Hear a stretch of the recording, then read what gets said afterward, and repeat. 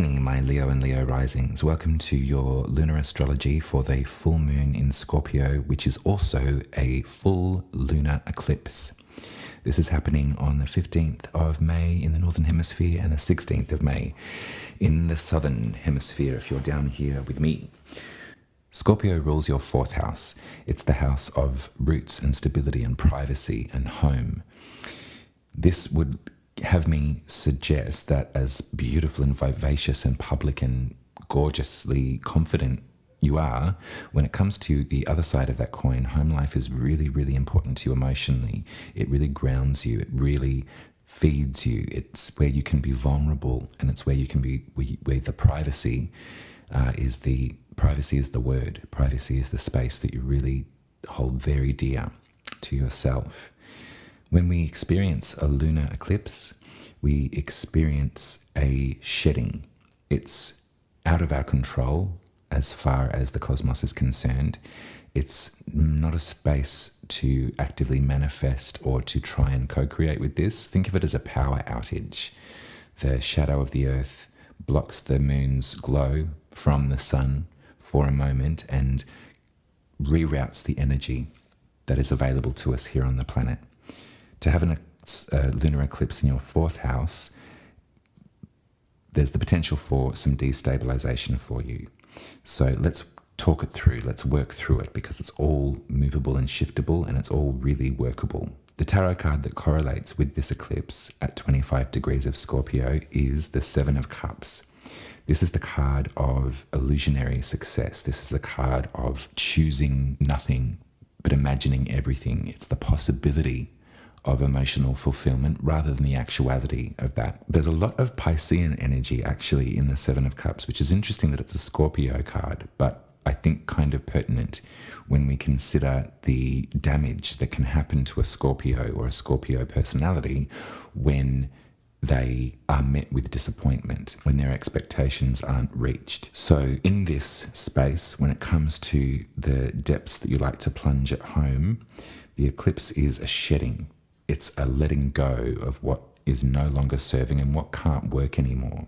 So I wonder if there is things that in your home space that just need to move around. Now, the sun's at 25 degrees in Taurus. Now, we spoke about that 2 weeks ago when we had the solar eclipse. The tarot card of 25 degrees in Taurus is the Seven of Pentacles. Now, this talks about the unfulfilled success or the preemptive success of planting and growing something, of co-creation and sort of building and tilling the soil and planting the seeds and making sure that the fertilizer is the right temperature and all of that stuff, and sitting there in the glowing sun and being exhausted and then being frustrated that what you have built is not flowering yet. And it's the exhaustion of the work. It's sort of reaching that point and you don't know how heavy your load is until you put it down.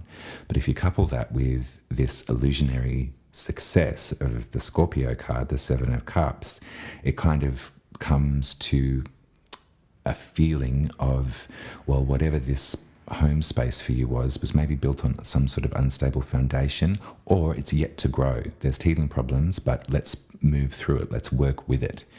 And I tend to think that that might be what's going on for you, is the latter. I think that with patience and with commitment, great things can be grown. The shedding of the eclipse will decipher for you what is no longer serving and what needs to fall away. And that's something that you don't really need to action at this point. That's you can put that responsibility in Luna's hands. She'll definitely take care of that for you, whether you like it or not. So I guess hold back from any sort of rash decisions, I guess, over this eclipse as much as you can. It's difficult energy because it does make us all feel like we're walking through broken glass. You might feel really supercharged emotionally, which is really normal and natural. Another interesting aspect that I wanted to talk about is a difficult T-square that's occurring with this eclipse with Saturn. Now, Saturn's in Aquarius at 25 degrees, and so with those three planetary energies squaring off with each other, there is sort of like a fight for supremacy in some way, particularly with Saturn, because it is the planet of rules and regulations. And sometimes in a low vibration, it can be oppression. It can be oppression or restriction. If you visualize the planet Saturn and its rings, that's a really good visual image of what they represent, is that kind of binding. Now, Saturn in Aquarius is in your 7th house. Now, when we think 7th, we think our most intimate, private relationships, the ones that we call lovers, the ones that we call soul connections, the ones that we want to co-create with in whatever capacity that might be. I'm getting a feeling, I'm getting an energy that you've been bound in that area. There's been some real conflict. Now, I don't want to patronize anyone, but I would tend to suggest that the conflict might be related to that sort of fight for supremacy. The T-square sort of echoing the relationships maybe in your 7th house. Perhaps people that you're co-creating with of the opinion that they know the right way to run a household, and that maybe differs to the way that you do. Perhaps they've got no interest in running a household with you. Perhaps they have retreated in some way and you can't quite understand why. This is all workable, and it's going to be a process. This horoscope is going to be valid for you as a catalyst until at least July 2023. This axis of Taurus, Scorpio, these eclipses are going to happen on that axis until that time. So whatever happens around the 15th, 16th, all of this week, whatever it is that crops up for you, this is workable, but it's a shedding that will begin here and it will end next year. So you'll have plenty of time to process. And if you do run into strife, if you do run into a moment of real conflict and worry that your home ain't where the heart is, or that you've made the wrong decision, or that it would be great, but my lover isn't here, or what, there's a whole bunch of different scenarios that this could translate to. Know that Luna's on your side, and all of the other planets are too. So Saturn is too. Saturn's trying to protect you. It's really interesting sometimes when you think about the planets and the different aspects and qualities that they have and the interactions. They're kind of like our protectors in a lot of ways, and they're doing the best that they can. They're sort of trying to get this done, get this, soul on track and get this life moving in the best way possible. But when they're in an unfamiliar environment, or in a place that they'd rather not be, or in conflict themselves with the other planets, that's when that sort of human relationship is echoed back to us from the cosmos. It's actually kind of beautiful when you think of it that way. So the tarot card that denotes the 25th degree in Aquarius, which is our trifecta of T-squares, is the 7 of Swords. Now, this is the card of the bully. It's the card of unstable effort. It's the card of leaving truths out. So I just wanted to flag that just in case you get a sense that there's things that are perhaps not being said in your home environment. I would encourage you to over-communicate in this time, to really reach out, and if there's an energy shift that you can feel, it'd be really great to talk about it. Do keep in mind that not only are we dealing with this friggin' lunar eclipse in Scorpio, Mercury has also stationed retrograde in the last couple of days. So when it comes to interaction and communication and transposing information, passing on messages, there could be interference in that part of your life too. There could be miscommunications, there could be misunderstandings. Perhaps I would probably really urge you to, again, over-communicate, but really run it through your mind what your intent is as well before you say it. That'd be really valuable. So in addition to those tarot cards, the 3 sevens that are the decans of this eclipse, I also pulled you 3 tarot cards just for Leos alone, just to sort of kind of give us a little bit of a structure around what we can expect and what we can rely on.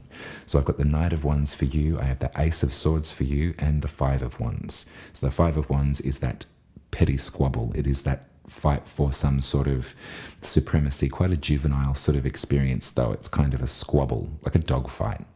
It can be cute. Ace of Swords is the truth. It's the truth from spirit. It's the gift to you to follow. And the Knight of Wands is the passionate messenger. And in this spread, he's running the wrong way. So I think that we can get some mercurial energy about our Knight of Wands in this spread. They're on the path, on the warpath, bringing their wand, their fire, their passion, their Leo energy, but they're running the wrong way. They're going to the left instead of the right, where all the action is happening. So for this, Leo, I wish you well, and I wish you to turn your horse around and definitely feel your feelings. I don't want to discount anything that you're going through right now, but definitely retrace your steps and make sure that the truth in your head corresponds with the truth in your body. Because a great teacher of mine said the body just can't lie, and I really, really hold on to that. So if it's your intuition calling, you let her in. If it's your ego, let's backtrack. Let's work it over. Okay, I'm going to leave this one here, Leo. Full moon blessings, all of my love. Good luck with the eclipse. It's really positive stuff. It's a really important time of our lives. Every year, twice, 4 times a year, this happens for us in different parts of our lives as the nodes move into the different houses. But go with it. Be a witch. Work with the energies. If nothing else, adore the moon. We won't get to see it in the southern hemisphere. If you're in the northern hemisphere, you might catch a glimpse of it. So it's a spectacle and very powerful to watch it with your peepers. If you wanted a private reading, I do offer them on my website. I'm offering tarot sessions via Zoom and also natal chart readings as well, if you wanted to get a bigger scope of the astrological placements and how they affect your life and your planets, because every transit will trigger the planets that are mapped out the moment you were born. Much love, all my very, very best. Love, hugs and kisses, and I'll see you in 2 weeks for a bit of a reprieve and a lovely new moon in Gemini. Take care.